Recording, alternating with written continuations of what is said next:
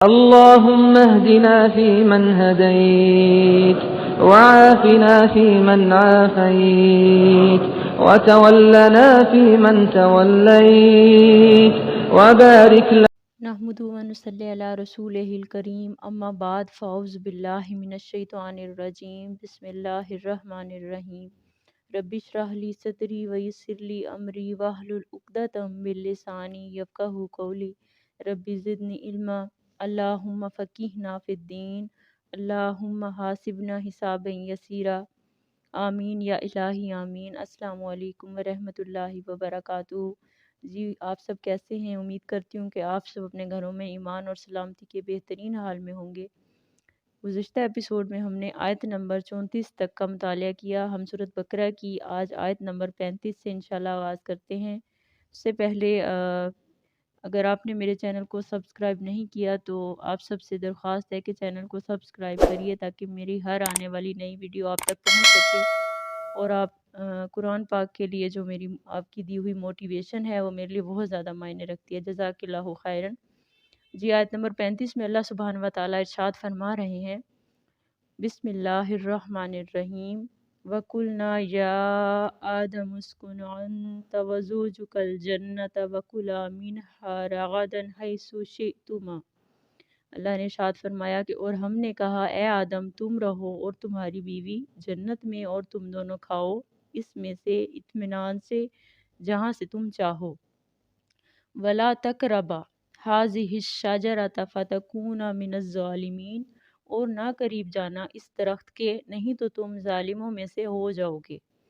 اللہ پاک نے آیت نمبر 35 میں ارشاد فرمایا کہ اور ہم نے کہا اے آدم تم اور تمہاری بیوی جنت میں رہو اور کھاؤ اس میں سے با فراغت جہاں سے تم چاہو، مگر اس درخت کے پاس نہ جانا ورنہ تم ظالموں میں سے ہو جاؤ گے۔ حضرت آدم علیہ السلام کی یہاں بزرگی بیان فرمائی کہ جس طرح سے اللہ نے فرشتوں سے حضرت آدم علیہ السلام کو سجدہ کروایا، اس کے بعد انہیں جنت میں رکھا گیا۔ اس قرآنی آیت سے معلوم ہوتا ہے کہ جنت میں رکھنے کے بعد اللہ نے ہر چیز کی انہیں رخصت دے دی، اور جنت میں رہنے سے پہلے حضرت آدم علیہ السلام کے لیے حضرت حوا کو بھی پیدا کیا گیا۔ ابن عباس سے مروی ہے کہ ابلیس کے مردود قرار دینے کے بعد حضرت آدم کے علم کو ظاہر کر کے پھر ان پر اونگ کی فوقیت اللہ سبحانہ و تعالیٰ نے طاری کر دی، اور اس دوران ان کی بائیں پسلی سے حضرت حوا کو پیدا کیا گیا۔ جب آنکھ کھول کر حضرت آدم نے انہیں دیکھا تو اپنے خون کی وجہ سے ان کے دل میں انس پیدا ہوا، پھر پروردگار نے انہیں ان کے نکاح میں دیا اور جنت میں رہائش کا حکم دیا۔ ایک خاص درخت سے روکنا دراصل امتحان تھا۔ یہ کس چیز کا درخت تھا؟ علماء کا اس میں مفسرین کا اس چیز میں اختلاف ہے، لہٰذا اس کا علم جو ہے وہ صرف اللہ ہی کی ذات کو ہے۔ تو لہٰذا جس طرح اللہ سبحانہ و تعالیٰ نے ارشاد فرمایا کہ اس درخت کے قریب بھی مت جانا ورنہ تم حد سے گزرنے والوں میں شمار ہوگے۔ اب اس کی حکمت سمجھیں کہ دنیا میں کھانے کی ہزاروں چیزیں حلال ہیں، چند چیزیں ہیں جو اللہ نے حرام قرار کر دی ہیں۔ اب اگر ہم ہزاروں حلال چیزیں چھوڑ کر حرام کی طرف جائیں تو یہ سراسر نافرمانی میں شمار ہوگا۔ اسی طرح چند رشتے ہیں جو اللہ نے بیان فرما دیے کہ یہ حرام ہیں، یعنی ان سے نکاح نہیں ہو سکتا۔ ہماری چچی ہیں، پھوپھی ہیں، خالہ ہیں، مطلب جو ہمارے قریبی رشتے ہیں، اللہ سبحانہ و تعالیٰ نے ارشاد فرما دیا کہ ان سے نکاح نہیں ہو سکتا۔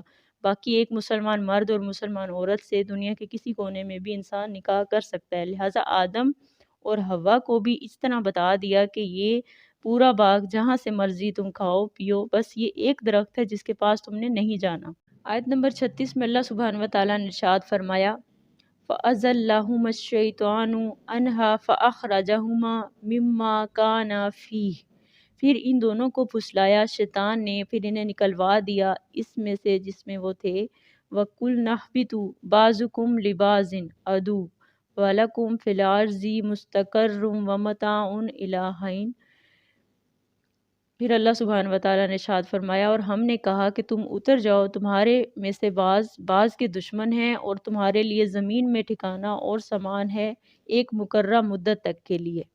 یعنی کہ آیت نمبر 36 میں اللہ سبحانہ و تعالیٰ نے ارشاد فرمایا کہ پھر پھسلا دیا ان دونوں کو شیطان نے اس درخت کے بارے میں، تو نکلوا دیا ان دونوں کو اس کیفیت میں سے جس میں وہ تھے، اور ہم نے کہا کہ تم سب اترو، تم ایک دوسرے کے دشمن ہوگے، اور تمہارے لیے اب زمین میں ٹھکانہ ہے اور ایک خاص وقت کے لیے نفع اٹھانا ہے۔ اب وہ کیفیت کیا تھی؟ کہ نہ کوئی مشقت تھی، نہ کوئی محنت تھی، ہر طرح کا اچھے سے اچھا پھل مل رہا تھا، تمام ضروریات فراہم ہیں، جنت کا خاص لباس بھی عطا کیا گیا۔ لیکن ان کیفیات سے نکال کر اللہ سبحانہ و تعالیٰ نے کہا کہ اچھا اب جاؤ اور زندگی کے تلخ حقائق کو فیس کرو۔ یاد رکھنا کہ شیطان تمہارا اور تمہاری نسل کا کھلا دشمن ہے، تمہیں پھسلائے گا جس طرح اس نے آج بھی پھسلایا۔ تو ایک دشمنی تو شیطان اور آدم اور ان کی ذریت کی ہے، جبکہ ایک اور دشمنی انسانوں میں مرد اور عورت کے مابین بھی ہے۔ عورت مرد کو پھسلاتی ہے اور غلط راستے پہ ڈالتی ہے، اسی طرح مرد بھی بعض عورتوں کو گمراہ کرتے ہیں۔ سورۃ تغابن کی ایک آیت میں اللہ سبحانہ و تعالیٰ نے جس طرح ارشاد فرمایا، جس کا ترجمہ ہے کہ اے اہل ایمان، یقیناً تمہاری بیویوں اور تمہاری اولادوں میں سے بعض تمہارے دشمن ہیں، ان سے ہوشیار رہو، کہیں ان کی محبت تمہیں راہ حق سے منحرف نہ کر دے۔ شوہر دیکھیں اگر کوئی اچھا کام کرنا چاہتا ہے تو بیوی رکاوٹ بن جائے، یا بیوی کوئی اگر اچھا کام کرنا چاہتی ہے تو شوہر رکاوٹ بن جائے، تو اسے محبت نہیں عداوت کہتے ہیں۔ تو اللہ سبحانہ و تعالیٰ نے ارشاد فرما دیا کہ اب یہ زمین تمہارے لیے جائے قیام ہے اور یہاں ضرورت کی تمام چیزیں ہم تمہیں فراہم کر دیں گے، لیکن یہ ابدی نہیں ہے، ایک مقررہ مدت تک کے لیے ہے، ایک وقت آئے گا جب ہم یہ زمین لپیٹ لیں گے۔ آیت نمبر 37 میں اللہ سبحانہ و تعالیٰ نے ارشاد فرمایا فَتَلَقَّى آدَمُ مِن رَّبِّهِ كَلِمَاتٍ فَتَابَ إِلَيْهِ إِنَّهُ هُوَ التَّوَّابُ الرَّحِيمُ۔ پھر حاصل کر لیے آدم علیہ السلام نے اپنے رب کی طرف سے کچھ کلمے، پھر اس نے توبہ قبول کی اس کی، بے شک وہ توبہ قبول کرنے والا بہت زیادہ رحم کرنے والا بے شک۔ آیت نمبر 37 میں اللہ سبحانہ و تعالیٰ نے ارشاد فرمایا کہ پھر سیکھ لیے آدم علیہ السلام نے اپنے رب سے چند کلمات، تو اللہ نے اس کی توبہ قبول کی، یقیناً وہی تو ہے توبہ قبول کرنے والا اور بہت زیادہ رحم کرنے والا۔ جب حضرت آدم علیہ السلام نے اللہ کا حکم سنا اور جنت سے باہر آ گئے تو سخت ندامت ان کے دل میں پیدا ہوئی کہ یہ میں نے کیا کیا، مجھ سے کیسے خطا سرزد ہوگی، لیکن ان کے پاس توبہ استغفار کے لیے الفاظ نہیں تھے، وہ جانتے نہیں تھے کہ کن الفاظ میں اللہ سے معافی مانگیں۔ اللہ کی رحمت یہ ہوئی کہ اللہ سبحانہ و تعالیٰ نے الفاظ خود انہیں تلقین فرمائے، یہ اللہ کی شان رحیمی ہے۔ توبہ کی اصل حقیقت انسان کے اندر گناہ پر ندامت کا پیدا ہو جانا ہے۔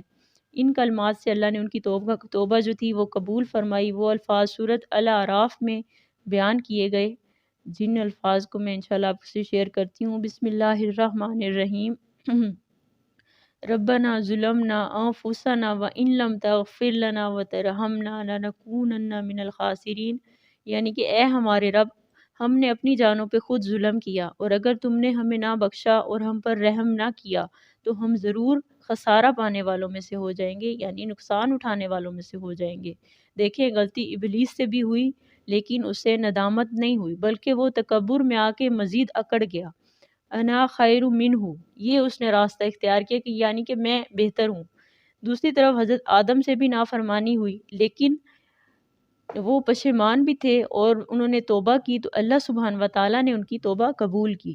رسول صلی اللہ علیہ وآلہ وسلم کی ایک حدیث کا مفہوم آتا ہے کہ حضرت آدم کی تمام اولاد خطا کار ہے، لیکن بہترین خطا کاروں میں سے وہ بندے ہیں جو توبہ کر لیں۔ تو ہم میں سے انشاءاللہ ہر ایک نے آج سے یہ عہد کرنا ہے، آج سے کوشش کرنی ہے کہ جب بھی ہم سے کوئی خطا ہو، کوئی غلطی ہو تو ہم پشیمان ہو جائیں، اس پہ ہمیں ندامت ہو اور ہم اللہ سبحانہ و تعالیٰ سے اس کی مغفرت، اس کا رحم مانگیں۔ تو اس میں کوئی شک نہیں کہ اللہ سبحانہ و تعالیٰ بہت زیادہ رحم کرنے والے اور معاف کرنے والے ہیں۔ یہ آیت میں آیت نمبر 38 میں اللہ سبحانہ و تعالیٰ نے ارشاد فرمایا قُلْ نَهْبِطُوا مِنْهَا جَمِيعًا فَإِمَّا يَأْتِيَنَّكُم مِّنِّي هُدًى فَمَن تَبِعَ ہدایٰ، کہ ہم نے کہا تم اتر جاؤ یہاں سے سب، بس جب تمہیں پہنچے میری طرف سے کوئی ہدایت، سو جو چلا میری ہدایت پر، فَلَا خَوْفٌ عَلَيْهِمْ وَلَا هُمْ يَحْزَنُونَ، تو اسے نہ ہی کوئی خوف ہوگا اور نہ ہی وہ غمگین ہوگا۔ یعنی آیت نمبر 38 میں اللہ سبحانہ و تعالیٰ نے ارشاد فرمایا کہ ہم نے کہا تم سب کے سب یہاں سے اتر جاؤ، جب بھی میری جانب سے تمہارے پاس کوئی ہدایت آئے تو جو لوگ میری اس ہدایت کو فالو کریں گے، اس ہدایت کی پیروی کریں گے، ان کے لیے نہ ہی تو کوئی خوف ہوگا اور نہ ہی وہ غمگین ہوں گے۔ جنت سے نکالتے ہوئے جو ہدایات حضرت آدم اور حضرت حوا کو دی گئیں اس کو بیان فرما دیا کہ ہماری طرف سے کتابیں، انبیاء، رسول بھیجے جائیں گے، دلائل بیان فرمائے جائیں گے، راہ حقوق واضح کر دی جائیں گی۔ راہ کوک واضح کرنے کے ساتھ ساتھ جو بھی اپنے زمانے کی کتاب اور اپنے نبی کی تابعداری کرے گا تو اسے آخرت کے میدان میں کوئی خوف نہیں ہوگا اور نہ دنیا کے کھو جانے کا اسے کوئی غم ہوگا۔ اس کے ساتھ اللہ سبحانہ وتعالیٰ نے آیت نمبر 39 میں یہ بھی ارشاد فرما دیا کہ والذین کفروا وکذبوا بآیاتنا اولئک اصحاب النار ہم فیہا خالدون۔ اللہ نے ساتھ ہی ارشاد فرما دیا کہ جو کفر کریں گے وہ آگ والے جہنمی ہوں گے، اس میں وہ ہمیشہ ہمیشہ رہیں گے۔ یہ گویا اللہ سبحانہ وتعالیٰ کی طرف سے انسانوں کو ابدی چارٹر جو تھا وہ عطا کر دیا گیا جب زمین پر خلیفہ کی حیثیت سے انسان کا تقرر کیا گیا۔ تو انشاءاللہ ہم نے آج سے کوشش کرنی ہے کہ ہم تھوڑا تھوڑا کر کے صحیح لیکن قرآن پاک کو لفظی ترجمے کے ساتھ پڑھنا سٹارٹ کریں تاکہ ہمیں یہ چیز سمجھ آئے کہ اللہ سبحانہ وتعالیٰ نے اس بک میں کیا کیا باتیں ہم سے ڈسکس کی ہیں اور کون کون سی چیز جو ہے ان سب کا ہمارے عمل سے تعلق ہے۔ اللہ سبحانہ وتعالیٰ سے دعا کرتی ہوں کہ اللہ جہاں کہیں میری کمی کوتاہی اللہ اپنی رحمت کے صدقے میں مجھے معاف فرما دے، اور آپ سب کا یہاں پہ قرآن پاک کے لیے وقت نکالنا اللہ اپنی بارگاہ میں قبول فرمائے، اور اسی طرح ہم قرآن پاک سے جڑے رہیں۔ مجھے اجازت دیجیے۔ سبحان ربک رب العزت عما یصفون وسلام علی المرسلین والحمد للہ رب العالمین، آمین یا رب العالمین۔ السلام علیکم ورحمۃ اللہ وبرکاتہ۔ أعتذر إن كان في يوم قسيت، والعذر إن كان